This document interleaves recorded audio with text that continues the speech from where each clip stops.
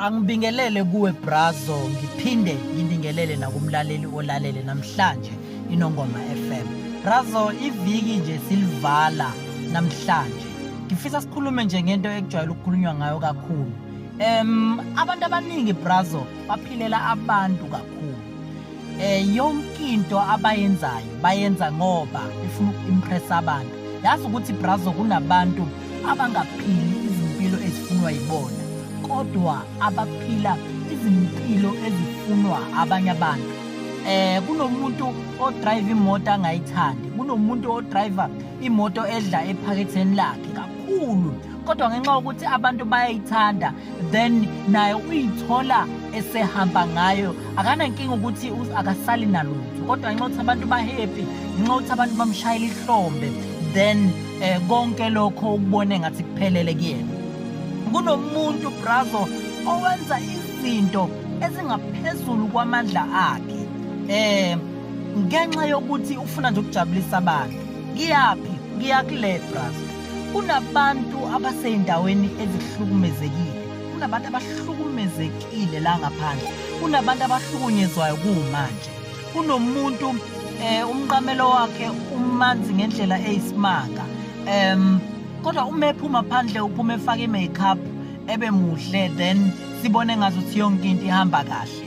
Akafune umuntu ozom-advise and futhi akafune ukukhuluma namuntu ukuthi kukhona something eyenzakalayo kuyena, ngoba usabela ukuthi abantu bazomhleka okanye abantu bazombuka ngelinye iso.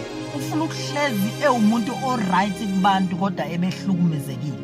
Kunabantu abahlukumezekile Brazo labahleli kuma-relationship, abahlukumezekile abafuna ukuphuma ngenxa yokuthi basabela abantu ukuthi abantu bazothini, basabela abantu ukuthi bazomhleka, ukuthi wawuthi wenzani, wawuthi ushada wenzani, wawuthi ungena sakutshela.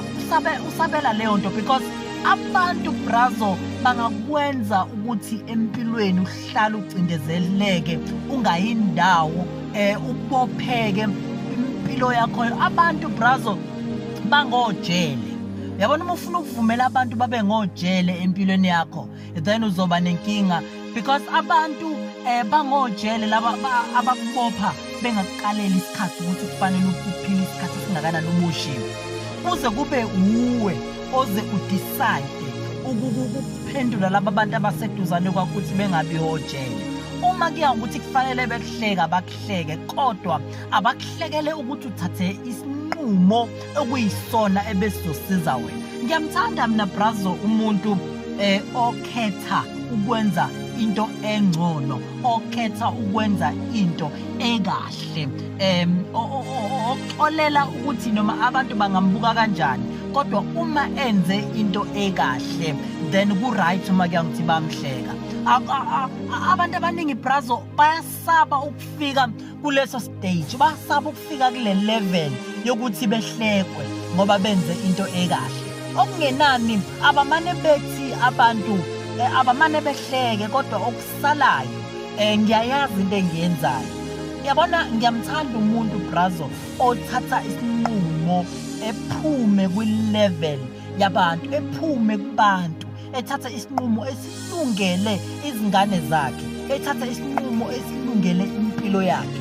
Because uma usahluleka ukusacrifice impilo yakho, then uma uhluleka ukuthatha isinqumo, ngaso sonke isikhathi empilweni yakho uzohlezi uyisiboshwa, uzohlezi uyisigqila, uzohlezi uhleli uhlukumezekile la uhleli khona because usabela ukuthi abantu bazokuhleka, usabela ukuthi umphakathi uzokuhleka, usabela ukuthi uzoba inhlekisa. Okungenani ababhale kumaphephandaba, okungenani ababhale kuyo yonke indawo abafuna ukubhala kuyona ko-social media, kodwa wena unesiqiniseko and uhappy ngesinqumo osithathile. Ngicela ukubabongela bonke abantu abasithathile isinqumo empilweni zabo, baphuma kuma-abusive relationships, baphuma emsebenzini la kade bengathathwa khona njengabantu, baphuma ezindaweni ezibuhlungu lade behlukumezeka khona. Ngicela ukubashayela ihlombe nanamhlanje ngifisa ukuthi wonke umuntu osendaweni angekho happy kuyona akaphume uphumele impilo yakho uphumele nezingane zakho nibe ne-weekend enhle kakhulu nilike i-page Pastor Thabani Ndlovu ku Facebook.